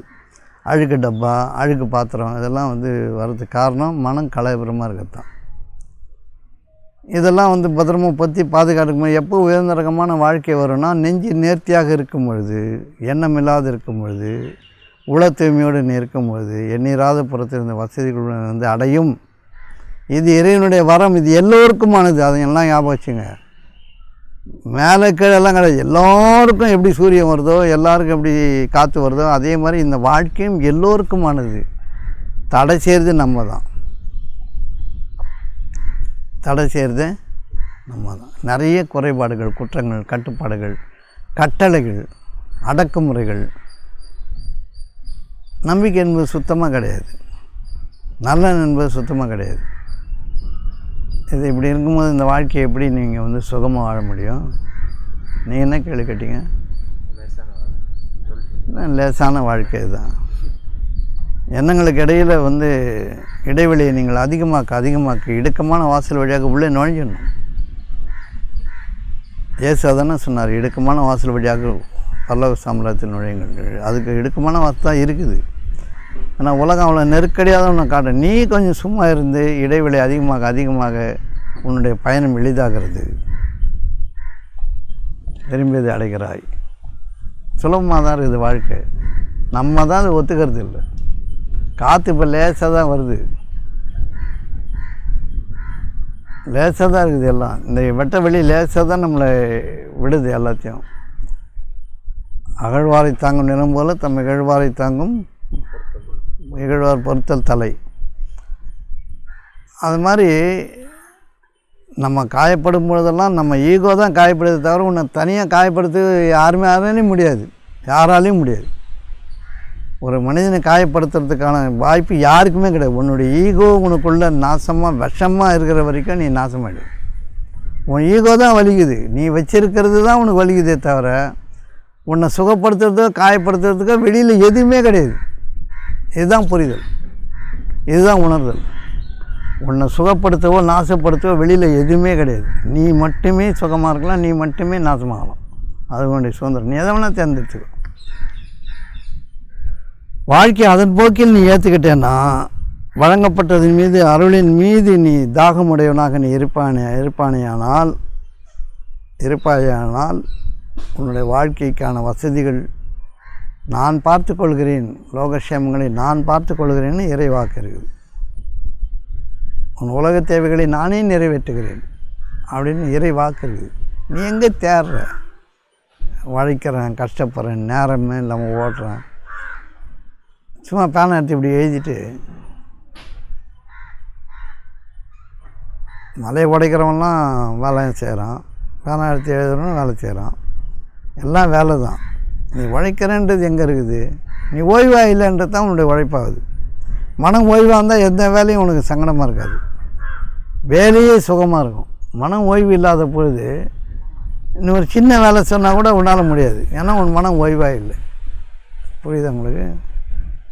இப்போ அறிவுக்கு கட்டுப்பாடாக அதை தாண்டி எப்போவுமே கட்டுப்பாடான்னா கட்டுப்பாடே கிடையாது. கட்டுப்பாடுன்றது நீயா உன்னை கட்டிக்கிறது தான். சாதாரணமாக இரு, விடுதலையாகி இரு. எப்பொழுது நீ விடுதல் என்ற வேலை செய்கிறியோ நீ விடுதலை ஆகிறாய். நீ விடவே மாட்டேங்கிற, பிடிச்சிக்கிற, கெட்டியாக பிடிச்சிக்கிற. அது உன்னை விடுதலை பண்ணாது, அதில் உன்னை எரித்து தள்ளிடும் அது. இப்போ இந்த மாதிரி விஷயங்களை கண்டு கேட்டு உண்டு உயிர்த்து வாழணும்.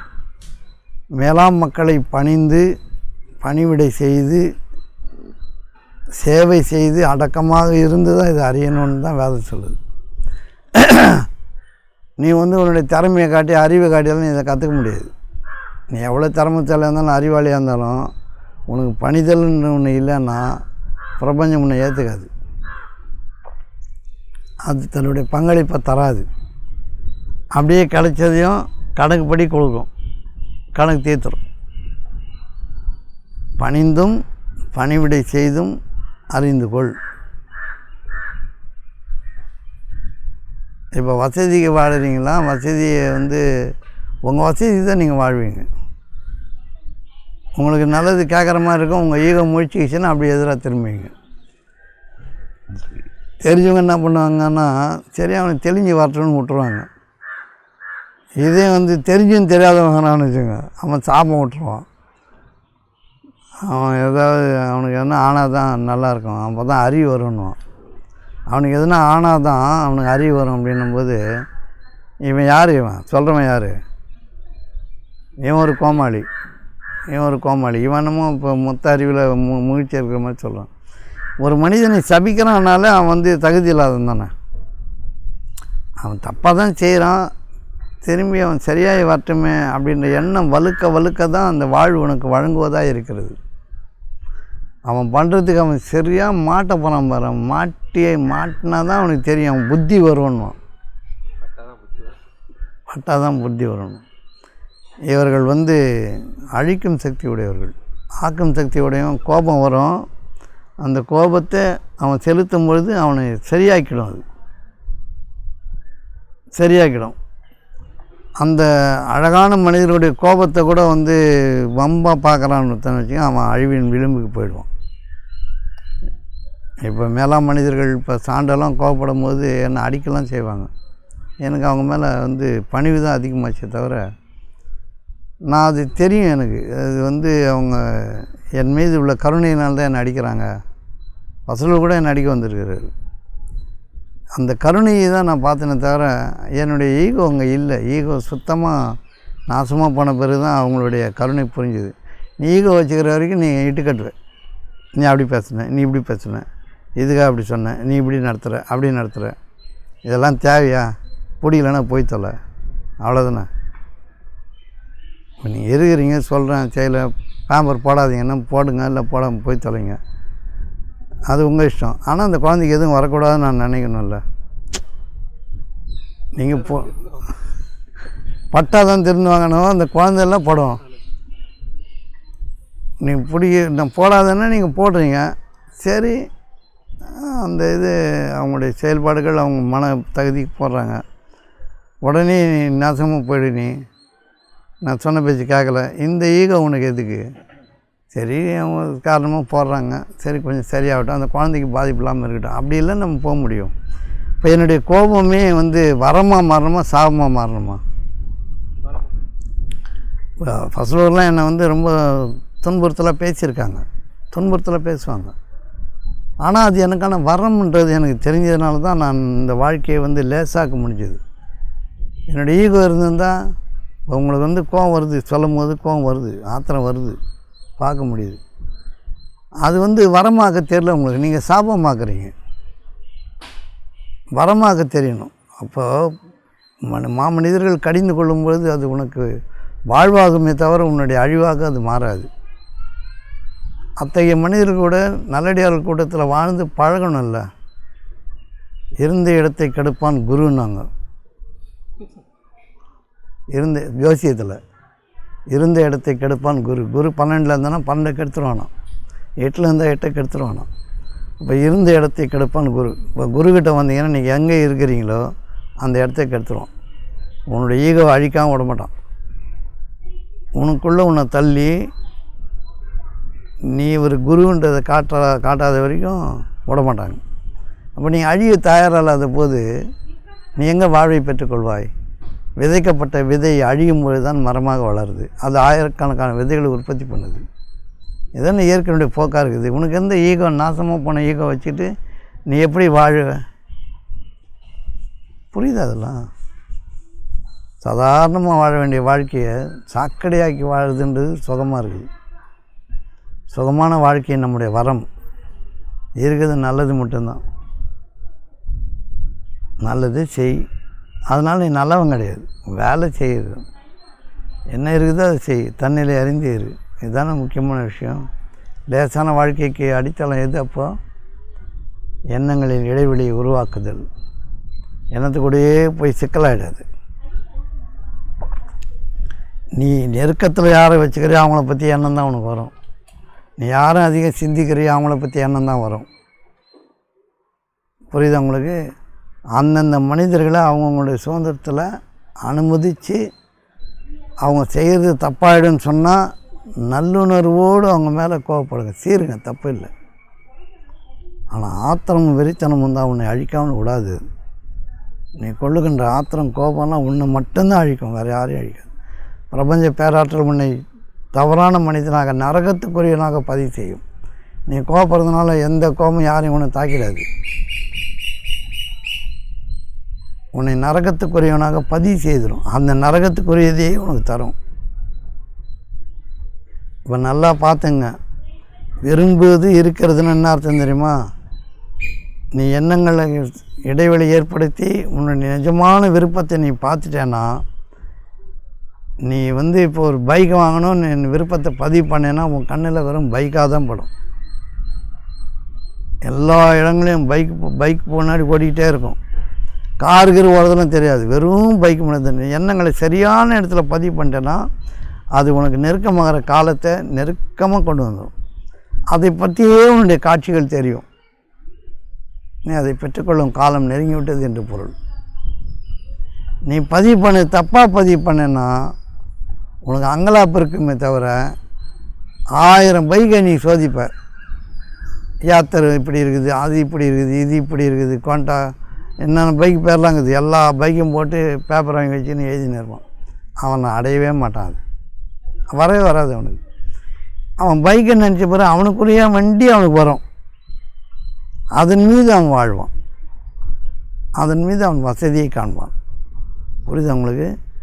ஒன்றுமே தெரியாமல் தகவல் அறிவின் பேரில் அந்த கம்பெனி நல்லாயிருக்கும், இந்த கம்பெனி நல்லாயிருக்கும், இவங்க வியூஸ் இப்படி போட்டிருக்காங்க, என்னது ரேட்டிங் போட்டிருக்குறாங்க, கோட்டிங் போட்டிருக்குறாங்க, இந்த கர்மத்தெல்லாம் படித்து வச்சுட்டு வெறும் குப்பையை தள்ளுவான். அப்படியே ஒன்று கூட கிடைக்காது அவனுக்கு. இப்போ எனக்கு எப்படின்னா, ஒரு வண்டி வேணும், என் மருமகன் இருக்கார், அவர்கிட்ட சொன்னால் எல்லா வண்டியும் ஆராய்ஞ்சி ஏதோ ஒரு வண்டி சொல்லுவார். அது அவர் பார்த்து சொல்லிட்டோம். நமக்கு என்ன தேவை? வண்டி தேவை. வண்டியை நம்ம அடைஞ்சிடலாம், ஒன்றும் பிரச்சனை இல்லை. எனக்கு உண்டானது தெரிவு செய்யப்பட்டு இறைவனால் அறிவிக்கப்பட்டு வருமா வராதா, அதன் மீது வாழணும், அவ்வளோதானே. எத்தனை லிட்டர் பெட்ரோல் ஆகும், எத்தனை லிட்டர் கரண்ட் ஆகும், அது 550 லிட்டர் ஓடும், இது 10 லிட்டர் தான் ஓடும். இவன் எங்கே வாழ்வான் சொல்லுங்கள்? பெட்ரோல் அதிகமாகிடும், எலக்ட்ரிக்கல் பைக் வாங்கிக்கினேன், எலக்ட்ரிக்கல் பைக் போட்டு சிங்கிள் பேஸ் கரண்ட்டில் சார்ஜ் ஆகாமல் படுத்து கிடக்கிறான். உங்களை சொல்ல